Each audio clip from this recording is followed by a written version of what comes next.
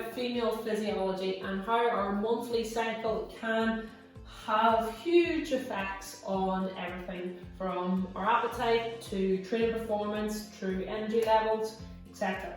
So let's talk about the average cycle being 28 days, okay? Now, what is average, what is normal, nobody even knows. But typically your cycle should be 28 days. You should spend 14 days in a follicular phase and then 14 days in a luteal phase, okay? However, if you don't have a cycle every 28 days, it's okay just to track it and get a better understanding. The app I use is called Flow. It's an exceptional app. It gets you to track all your symptoms throughout the month and allows you to build up a database as to what is normal for you.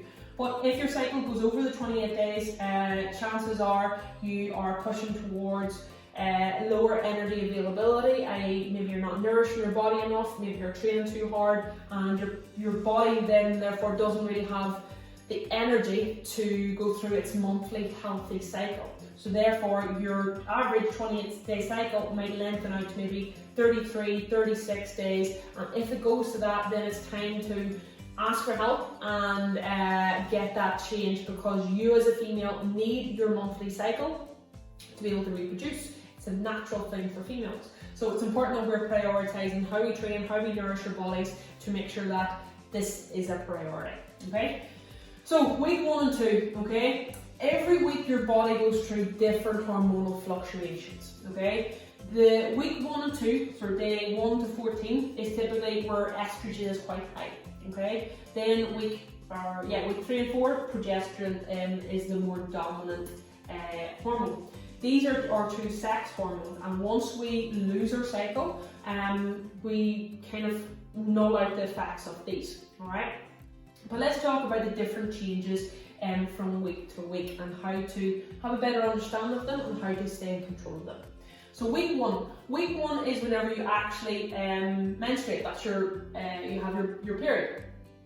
Typically you have your lowest body weight during this week, because the changes of hormones have happened. Your body has went through the process of ovulation in week or day 14, and it's prepared itself. Hormones have been all over the place, and then whenever you have your monthly cycle, your body weight is typically the lowest because your body has adapted and it's in its most stable place in terms of hormones. So during week 1 and week 2, you have your lowest calorie requirement. This is because you have increased insulin sensitivity, which means that you're able to digest and process your carbohydrates better. You have increased fat metabolism and carbohydrate oxidation, which means again you're able to utilize your fats, your carbs better, and break them down and burn them as fuel.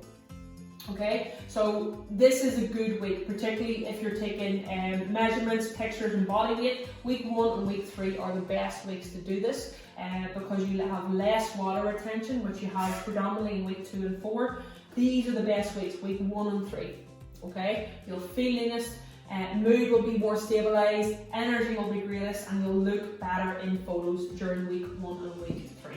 Okay, but let's go this way. Moving on to week 2. Okay, so during coming close to day 14 is whenever you ovulate. Okay, so again, whenever you're in week 2, you have increased water retention because your body has to do more because you're preparing to ovulate in around day 14. Okay, your testosterone is also higher during that stage. Okay, which also means that you have peak performance and recovery during this time.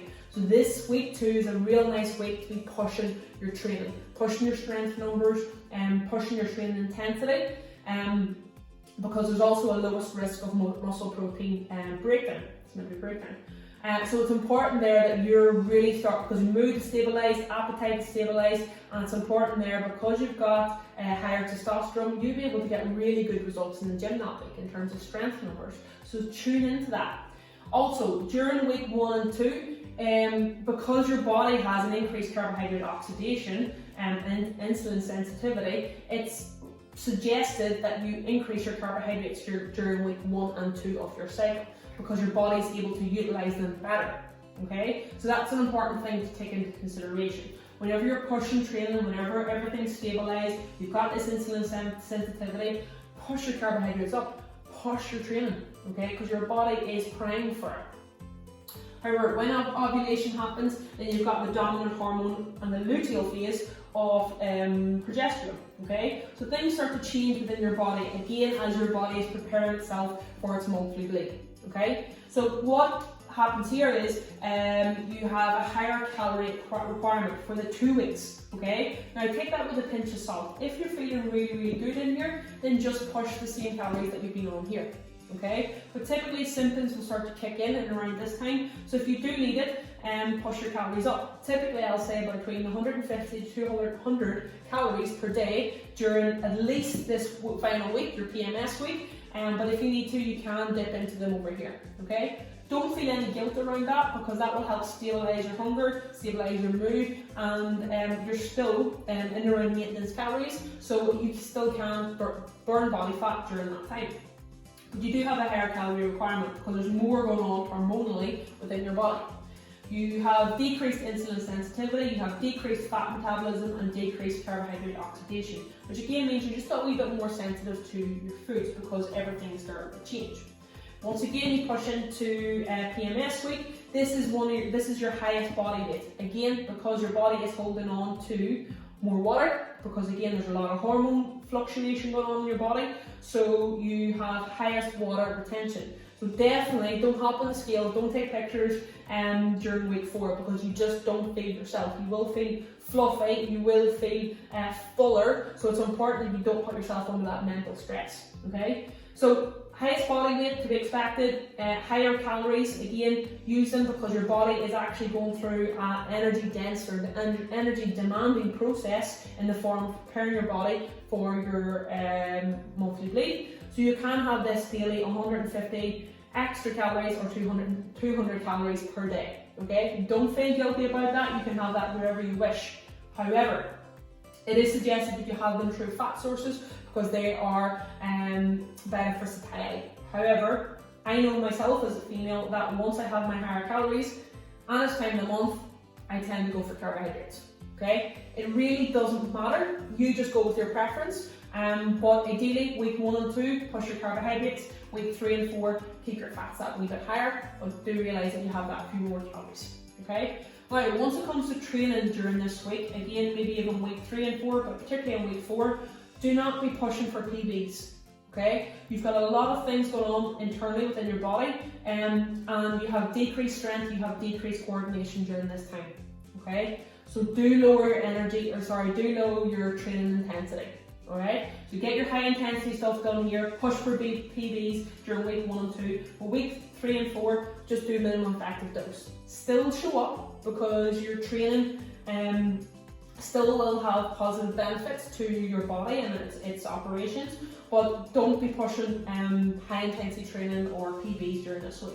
So maybe switch to more lower intensity training, go for your long distance, lower intensity runs if you wish, and that will help stabilize your body and still get work done but not feel crappy at the end of it. But do bear this in mind that during week 4, don't be pushing for PBs all the time.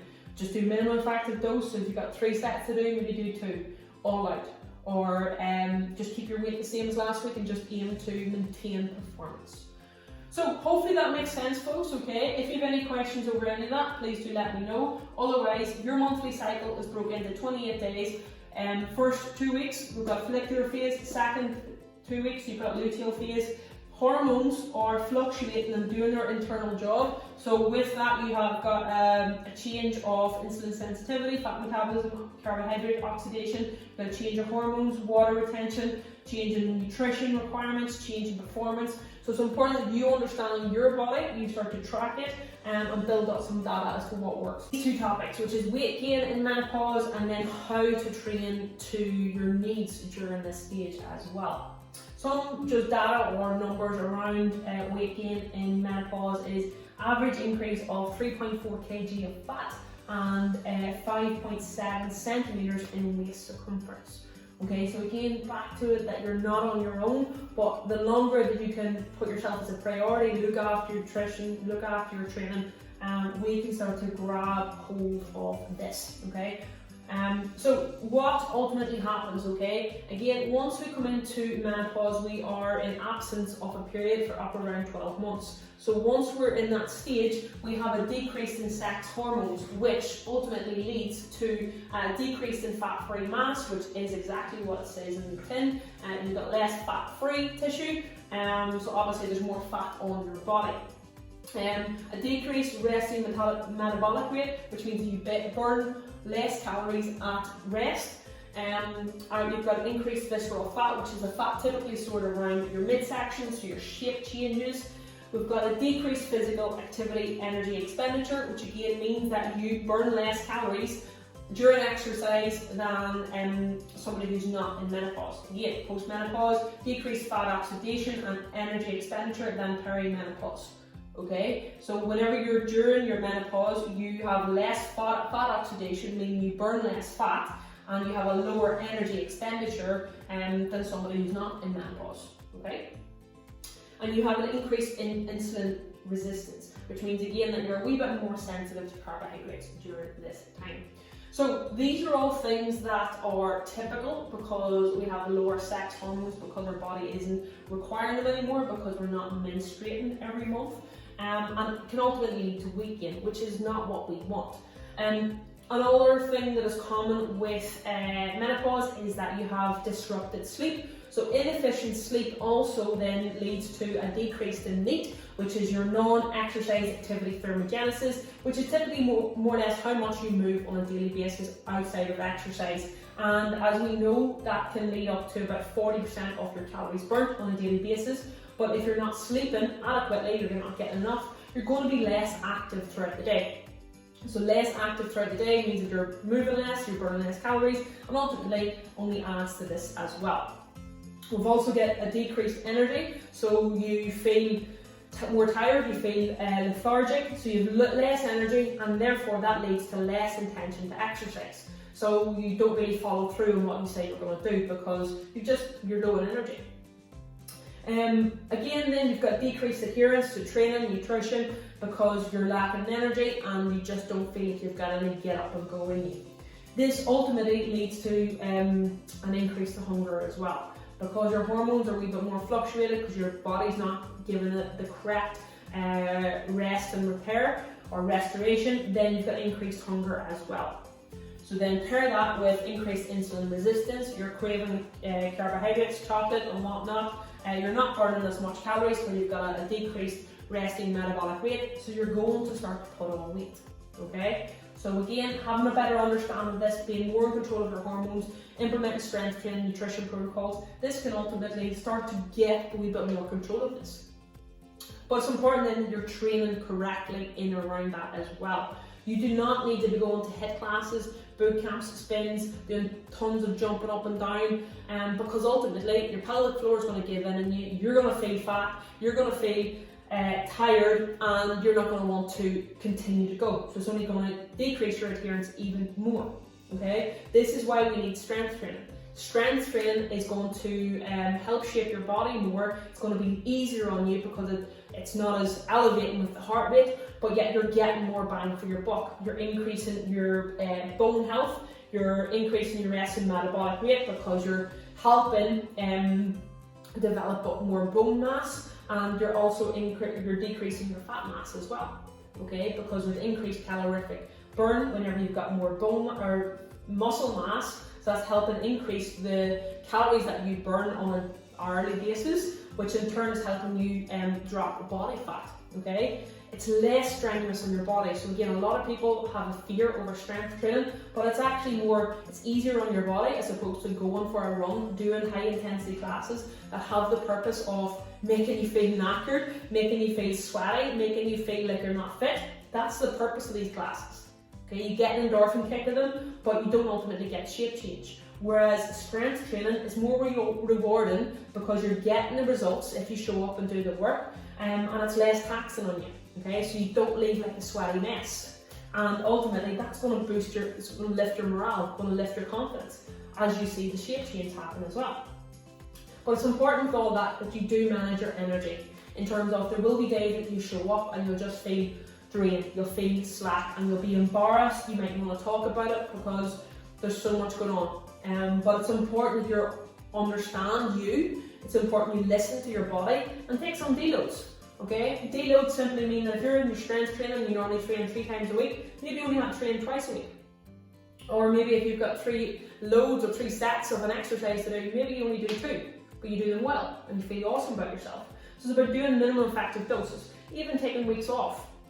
So again, those are important things that need to be tailored into you and your program.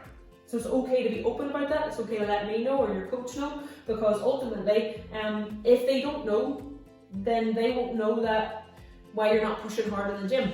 So just give them that heads up, and it's okay. All right. It's also important to know that exercise manages your daily hot flushes. Exercise manages your hot flushes. So again, if you can instill a nice training protocol based around strength training, giving yourself a wee bit more of a deload and more self-care, then this can start to control your hot flushes, which is important. Okay? But then again, something that's holistic and that I encourage all my clients to do is have a daily steps tracker or target. Okay? Again, this is simple exercise. We all know that if you do your daily 10,000 steps, that equates to 70,000 steps across the period of a week, which in turn helps you burn about 1.5 pounds of body fat a week. Okay? This is easy work. Alright? So don't feel like you have to be going around the roads doing high intensity classes. Get the non-negotiables in place. Do your daily steps. Implement 2 to 3 strength training sessions per week. And be happy that you're doing loads with that. Okay? But with all this being said, we do need to manage that we're not eating a ton of carbohydrates because our resting metabolic rate is lower. We might need to pull back in calories slightly. So again, that's up to you to communicate with me in terms of how your progress is going, and we can alter that from there. So hopefully this gives you a nice insight into weight gain and menopause and training around it. And if you have any more questions, please do shout. Otherwise, hopefully that gives you a bit of an insight into the crazy world that our female bodies have to go through, but ultimately gives you a bit of hope and inspiration as to how you can control it.